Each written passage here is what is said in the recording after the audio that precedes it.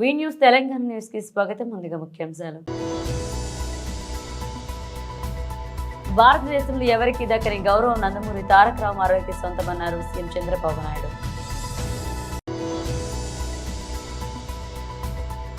TTD మాజీ chairman YSRCP రాష్ట్ర అధికార ప్రతినిధి భూమన కరుణాకర్ రెడ్డి ప్రెస్ మీట్.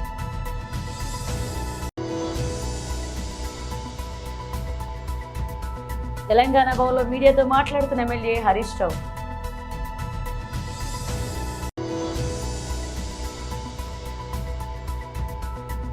లోకేష్ ను డిప్యూటీ సీఎం చేయాలన్న సోమిరెడ్డి.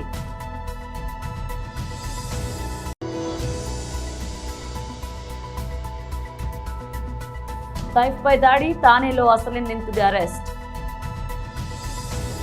భారతదేశంలో ఎవరికి దక్కని గౌరవం నందమూరి తారక రామారావుకి సొంతమన్నారు సీఎం చంద్రబాబు నాయుడు.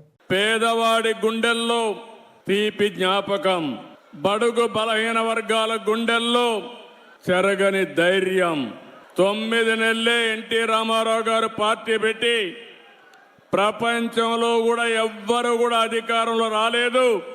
అది ఒక్క ఎన్టీఆర్కే సాధ్యమైంది. ఇంకో పక్కన మీరు చూస్తే అంతవరకు తెలుగు వారికి గౌరవం ఉండేది కాదు. మనలందరినీ మదరాసి అని పిలిచేవారు.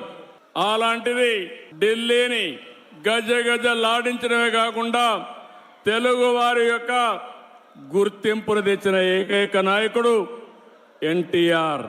ఇంకో పక్క మీరు చూస్తే సమిక్షేమానికి అర్థం తీసుకొచ్చాడు.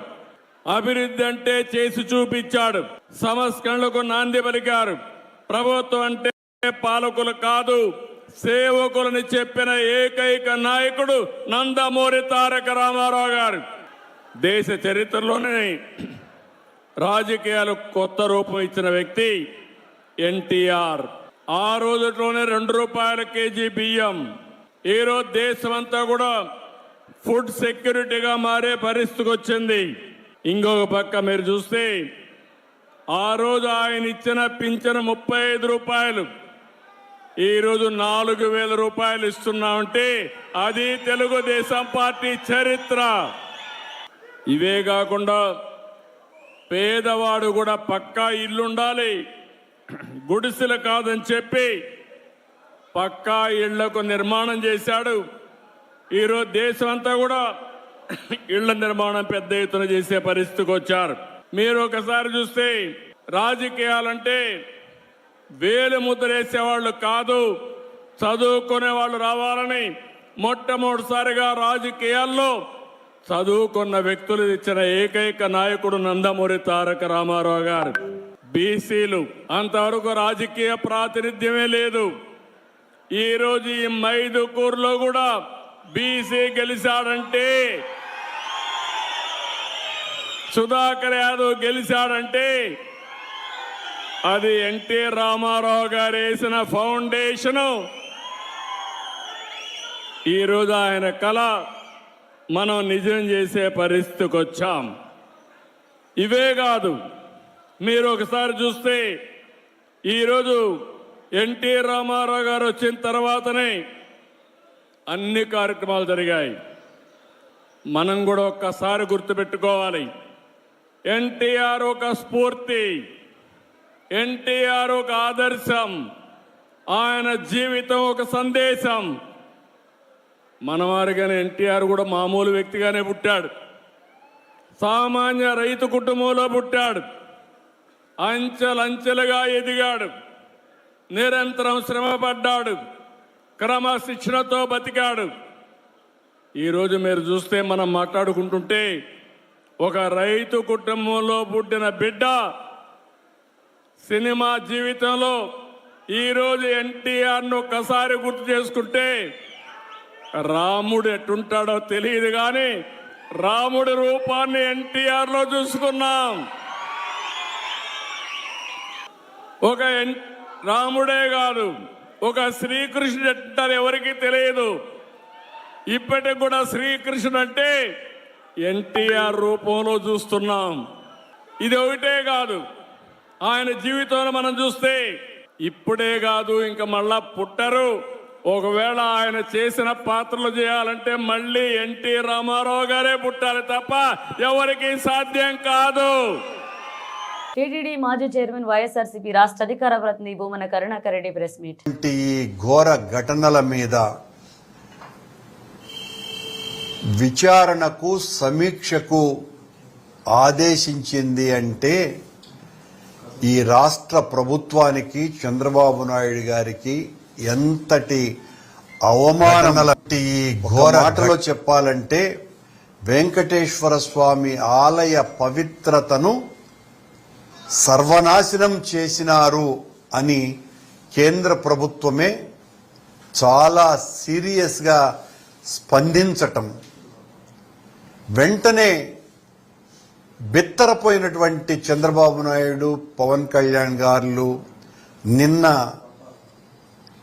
అమిత్ షా గారు విజయవాడకు పర్యటనకు వచ్చిన సందర్భంలో ఆయన కాళ్ల వేళ్ల భంగపడి ఆ సమీక్షను రద్దు చేస్తున్నట్టుగా మరో ప్రకటన. మొదటేమో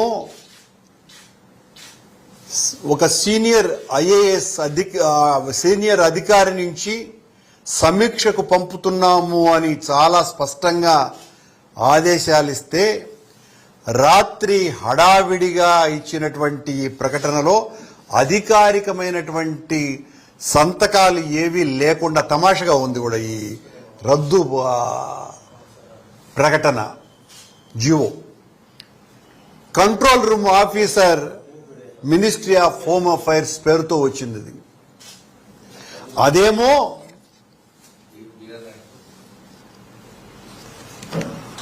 Ashish V Gavai, director disaster management division, ministry of home affairs తో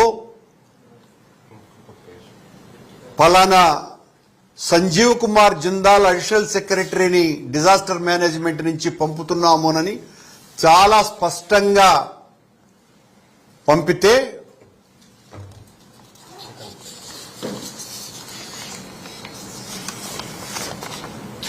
ఈ రెండు ప్రకటనలు ఇవి.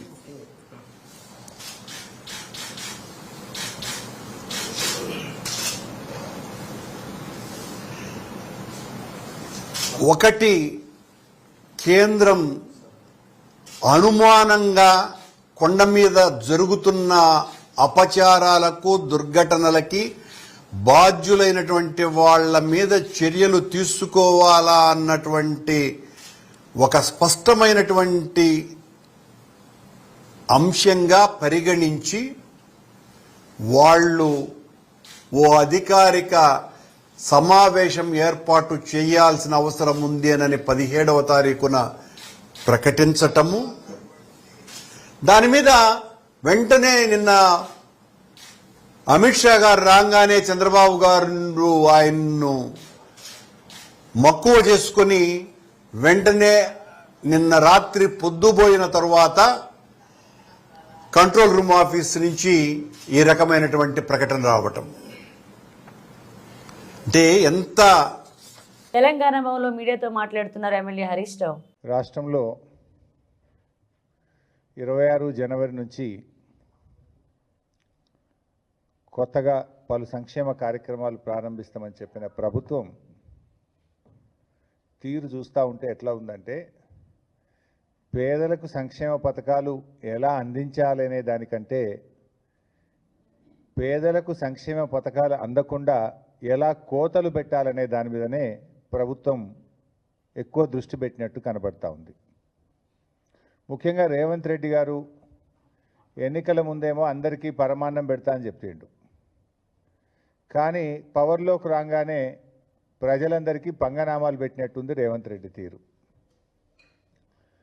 మీరు వారి 6 గ్యారంటీల్లో మొట్టమొదటి హామీ మహాలక్ష్మి అమలు కాలేదు. 6 గ్యారంటీల్లో చివరి హామీ చేయూత, వృద్ధులకు వితంతువులకు 4000 పెన్షన్, అది అమలు కాలేదు. పోనీ ఆ మధ్యలో ఉన్నటువంటి కొన్నైనా అమలు చేస్తాడేమో నిజాయితీగా అంటే, దాని విషయంలో కూడా అన్ని కోతలే ఉన్నాయి. I will explain. అందులో రేషన్ కార్డుల విషయంలో కానీ, వ్యవసాయ కూలీల విషయంలో కానీ, రైతు బంధు విషయంలో కానీ పేదలకు ఇల్లు అందించే విషయంలో కానీ అన్నీ కూడా కోతలే ఉన్నాయి. దేవుళ్ళ మీద ఒట్లు పెట్టి మోసం చేసింది చాలదన్నట్టు ఇప్పుడు 26 జనవరి అంటే ముఖ్యంగా రాజ్యాంగం అమల్లోకి వచ్చినటువంటి దినం. భారతదేశ ప్రజలందరూ కూడా రాజ్యాంగం అనేది దైవ సమానంగా చూస్తారు ఈ దేశ ప్రజలు. అలాంటి రాజ్యాంగ దినోత్సవం రోజు ప్రారంభించే పలు అభివృద్ధి కార్యక్రమాల్లో కూడా ప్రజలని మోసం చేయాలని చెప్పి ఈ ప్రభుత్వం ప్రయత్నం చేస్తూ ఉంది. ఇది చాలా దుర్మార్గం.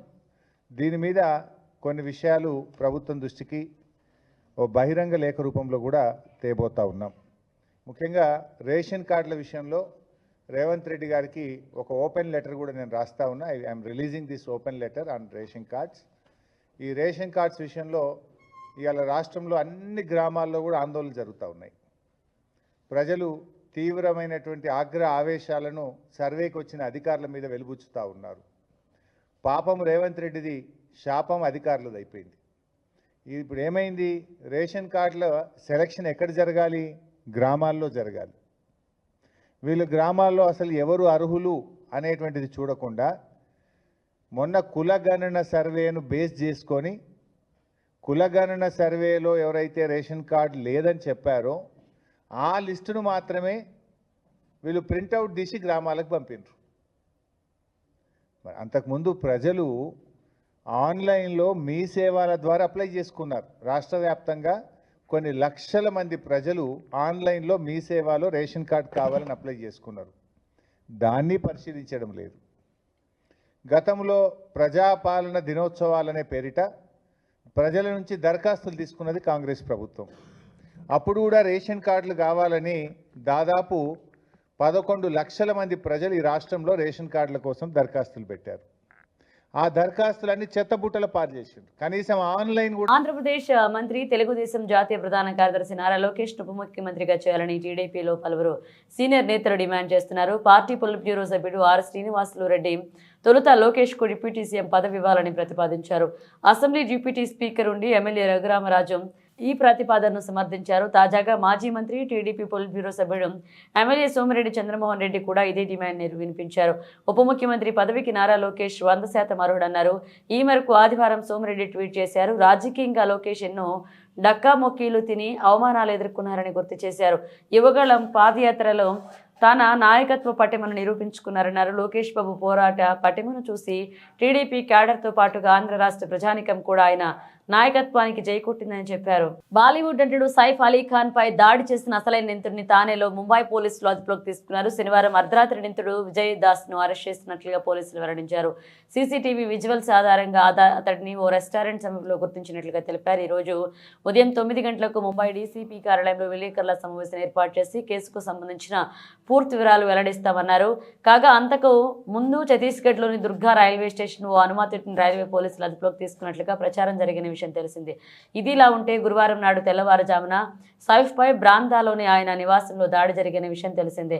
తీవ్రంగా గాయపడిన ఆయన ప్రస్తుతం లీలావతి ఆసుపత్రిలో కోలుకుంటున్నారు.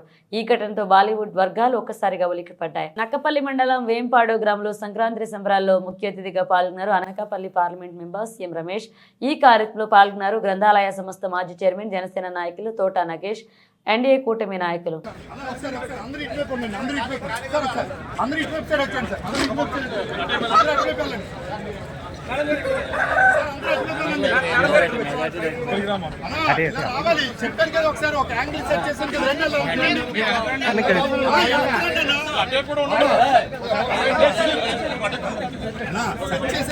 కొంచెం ఎలా వచ్చింది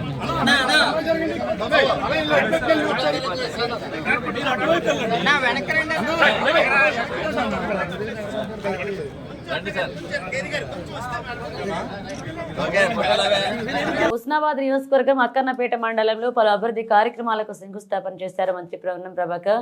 బొడిగేపల్లి గ్రామంలో 1.5 కోట్లతో పీడబ్ల్యూడీ రోడ్ నుండి బొడిగేపల్లి వరకు రోడ్డు నిర్మాణానికి శంకుస్థాపన చేశారు మంత్రి పొన్నం ప్రభాకర్. అక్కన్నపేట మండలం బంజారాహిల్స్ తాండాలో త్రాగునీటి పైప్ లైన్లు నలాలను ప్రారంభించారు మంత్రి పొన్నం ప్రభాకర్.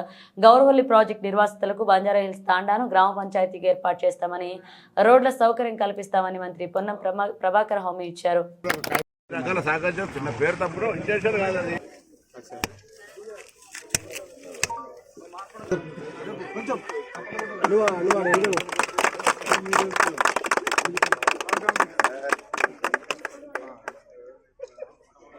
అన్నా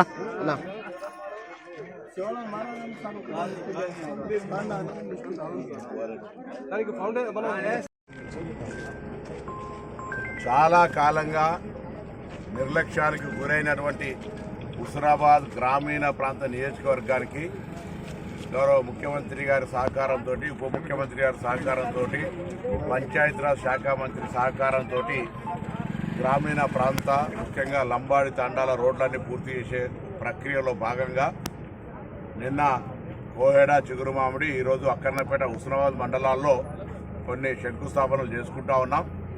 ఇవి కాక ఇంకా కూడా కొన్ని రోడ్ల నిర్మాణం అవసరం ఉంది. తప్పకుండా వాటన్నిటిని కూడా తొందరలో మంజూరు చేసుకొని హుస్నాబాద్ వెనుకబడ్డ నియోజకవర్గానికి సంబంధించి ప్రతి గ్రామంలో రోడ్డు సౌకర్యం ఉండే విధంగా, త్రాగునీటి సమస్య లేకుండా ఉండే విధంగా, విద్యా వ్యవస్థ పరంగా, వైద్య వ్యవస్థ పరంగా, ఉపాధికి సంబంధించిన అనేక రకాల అంశాలకు తూర్పుగోదావరి జిల్లా గోకవరం మండలం గోకవరం గ్రామంలో విశ్వ హిందూ ధర్మ పరిరక్షణ రామసేన అధ్యక్షులు కంబాల శ్రీనివాసరావు ఆధ్వర్యంలో ఎన్టీఆర్ వర్ధంతి వేడుకలు ఘనంగా నిర్వహించారు. స్థానిక దేవీ చౌక్ సెంటర్లో వద్ద ఉన్న నందమూరి తారక రామారావు విగ్రహానికి బీజేపీ నాయకులు, జనసేన నాయకులు పూలమాలలు వేసి ఘనంగా నివాళులర్పించారు. అనంతరం బీజేపీ నాయకులు కంబాల శ్రీనివాసరావు మాట్లాడుతూ చరిత్రలో నిలిచిపోయిన వ్యక్తి మాజీ ముఖ్యమంత్రి వర్యులు నందమూరి తారక రామారావు అని కిలో ₹2 బియ్యం పథకం పెట్టి ప్రజల్ని ఆదుకున్నారని, బడుగు బలహీన వర్గాల వారికి ఒక శక్తిగా నిలబడిన వ్యక్తి నందమూరి తారక రామారావు అని కొనియాడారు.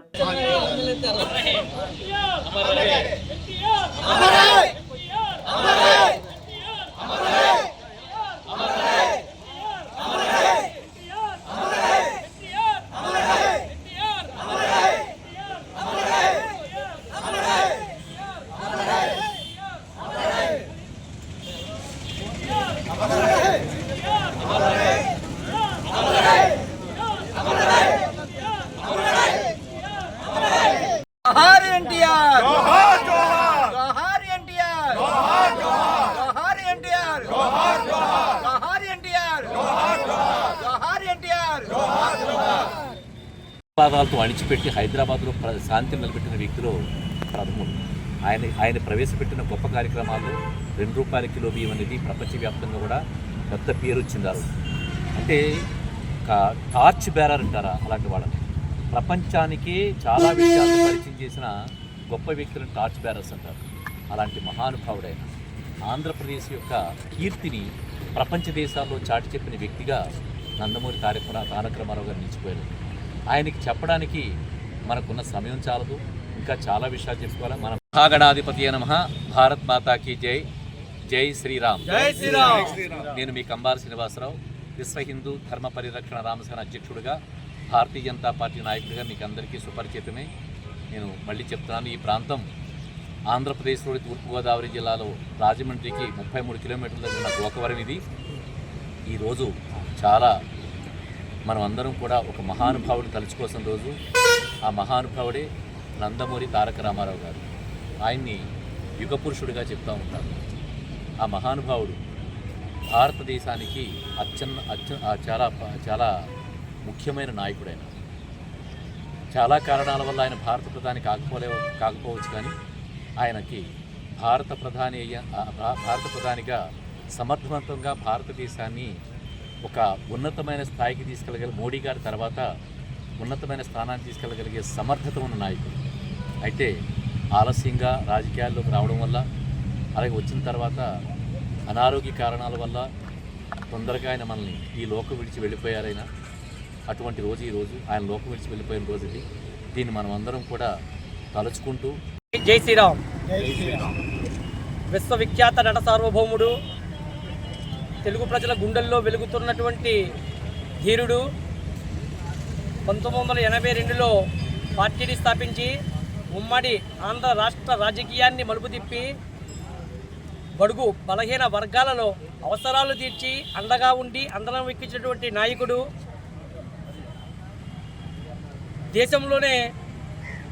దేశంలో ఎక్కడికి వెళ్ళినా తెలుగోడు కాళ్ళనెత్తుకొని తిరిగేలా రాజకీయాన్ని కొత్త పొందలు తిప్పించినటువంటి నాయకుడు. అదేవిధంగా రాష్ట్రంలో తీవ్రమైన కరువు కొరలో చిక్కుకున్న సమయంలో ప్రజలందరూ ఆహాకారాలు చేస్తున్న సమయంలో 2 రూపాయలకే కిలో బియ్యాన్ని అందించి పేద ప్రజల గుండెల్లో చిరస్థాయిగా నిలిచినటువంటి మహనీయుడు నందమూరి తారక రాముడి 29వ వర్ధంతి కార్యక్రమాన్ని ఈరోజు కంబాల శ్రీనివాసరావు గారి ఆధ్వర్యంలో భారతీయ జనతా పార్టీ గోకవరం మండల అధ్యక్షుడిగా ఆయనకి ఇవే మా ఘన నివాళులు అర్పిస్తున్నాం. అదేవిధంగా జోహార్ ఎన్టీఆర్. ఈరోజు మన మాజీ ముఖ్యమంత్రి వర్యులు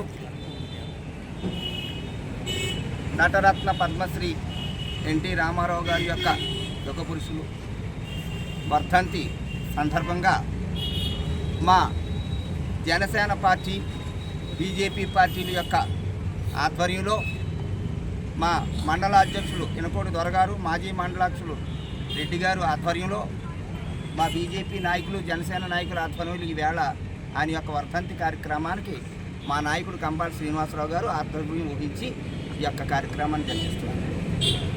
ఏం చేస్తారంటే ఈవేళ ఉదయం టీడీపీ వారు ఆయనకి వర్ధంతి కార్యక్రమం చేసేటప్పుడు కూటమి కదా మమ్మల్ని కూడా పిలుస్తారని చెప్పి మేము ఆశించడం జరిగింది.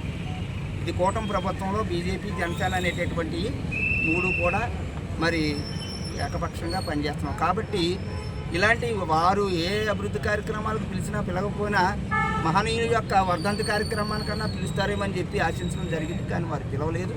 వాళ్ళు పిలిచినా పిలవకపోయినా మా ధర్మం ప్రకారంగా మేము ఈ యొక్క కార్యక్రమాన్ని నెరవేర్చుకోవడం జరిగింది. ఘనంగా కూడా జరిగింది. పిలిచిన వెంటనే మీడియా మిత్రులు కానీ మా బీజేపీ మరి జనసేన నాయకులు కానీ రావడం జరిగింది, గాజింగు నాని గారితో సహా. ఇలాంటి కార్యక్రమాలు ఆయన మెడలో రోడ్డు ప్రమాదాలు జరగకుండా జాగ్రత్త పడాల్సిన బాధ్యత ప్రతి పౌరుడిపై ఉందని, ప్రమాదం జరిగిన సమయంలో ప్రమాదానికి కారకులతో పాటు అమాయకులు కూడా బలవుతున్నారని జాయింట్ ట్రాన్స్పోర్ట్ కమిషనర్ రమేష్ అన్నారు. ఈ నెల 1 నుండి 31 వరకు జరుగుతున్న రోడ్డు భద్రతా మాసోత్సవాల్లో భాగంగా నాగోల్ ఇన్ఛార్జ్ ఆర్డీఓ అమర్నాథ్ ఆధ్వర్యంలో డ్రైవర్లకు కంటి పరీక్షలు నిర్వహించి అవసరమైన వాటికి కళ్ళజోడులు అందించారు. అనంతరం డ్రైవర్లతో రోడ్డు భద్రతా ప్రతిజ్ఞ చేయించారు.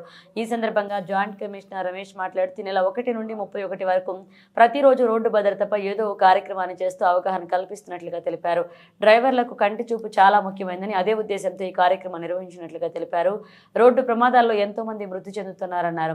యువకులకు రోడ్డు భద్రతపై అవగాహన, ఆర్టీసీ ఆటో డ్రైవర్లకు సదస్సులు ఏర్పాటు చేసి ప్రమాదాలను అరికట్టడం, వాహనాలు నడపడం, అతివేగం వల్ల ఓ కుటుంబ పెద్ద మరణిస్తే ఆ తర్వాత ఆ కుటుంబ పరిస్థితి ఎలా ఉంటుందనే అంశాలపై అవగాహన కల్పిస్తున్నామన్నారు.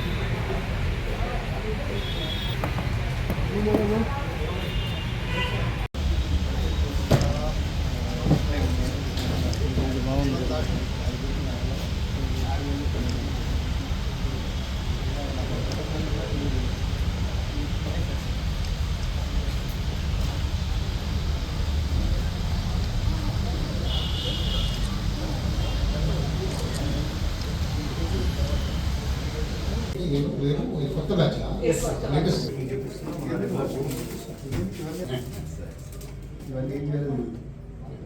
సీత చేయబెట్టమ్మా.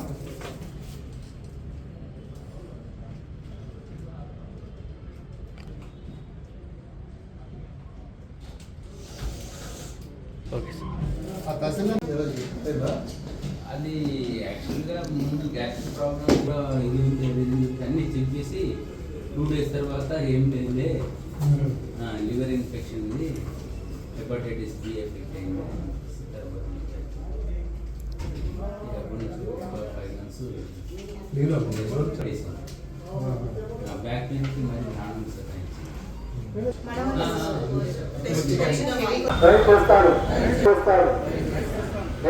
నేను ఎప్పుడు మత్తు పానీయాలను తాగి డ్రైవ్ చేయదు.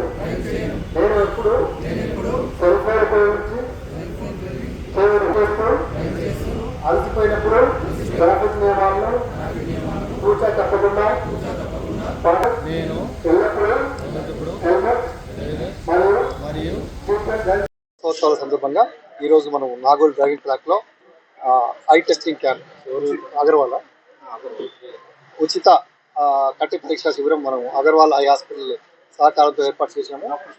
డాక్టర్ స్టాన్లీ గారు వాళ్ళ టీంతో వచ్చారు. ఇప్పటివరకు సుమారు 35 మందికి టెస్ట్ చేశారు. ఒక 10 పీపుల్కి అలా విజన్ కొంచెం కరెక్షన్ చేయాల్సిన అవసరం ఉంది. ఇంకా హెవీ వెహికల్ డ్రైవర్స్ కూడా టెస్ట్ శనివారం ఎక్కువ వస్తారు. వాళ్ళు కనీసం ఒక 30-40 మంది వస్తారు. వాళ్ళందరికీ కూడా టెస్ట్ చేసి అవసరం ఉంటే వాళ్ళు స్పెక్స్ కూడా ఇక్కడ డిస్ప్లే పెట్టారు. ఫ్రేమ్స్ లెన్సెస్ మాత్రం ఫ్రీగా ఇస్తారు. ఆ ఫ్రేమ్స్కి నామినల్ కాస్ట్ చేసి నామినల్ ప్రైస్ పెట్టి ఇస్తారు. మనందరికీ తెలుసు విజన్ అనేది చాలా ఇంపార్టెంట్ డ్రైవింగ్లో.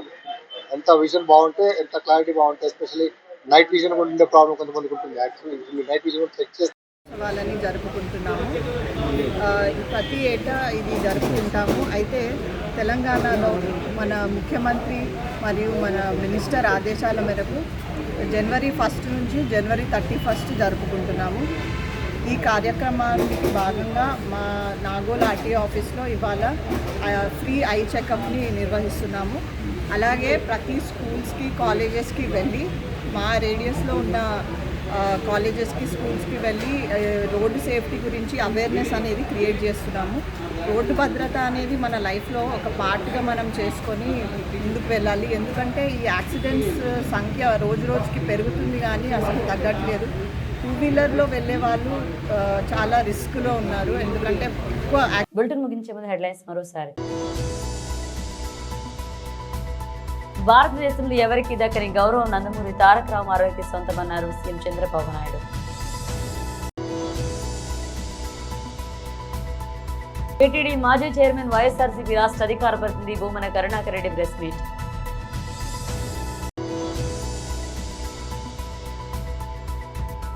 తెలంగాణ భవన్లో మీడియాతో మాట్లాడుతున్న ఎమ్మెల్యే హరీష్ రావు.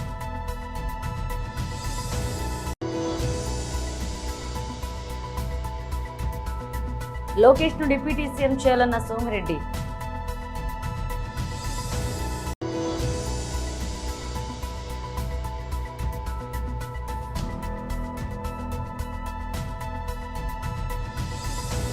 ఇవి బులెటిన్ అప్డేట్స్. మరిన్ని అప్డేట్స్ మళ్ళీ కలుద్దాం.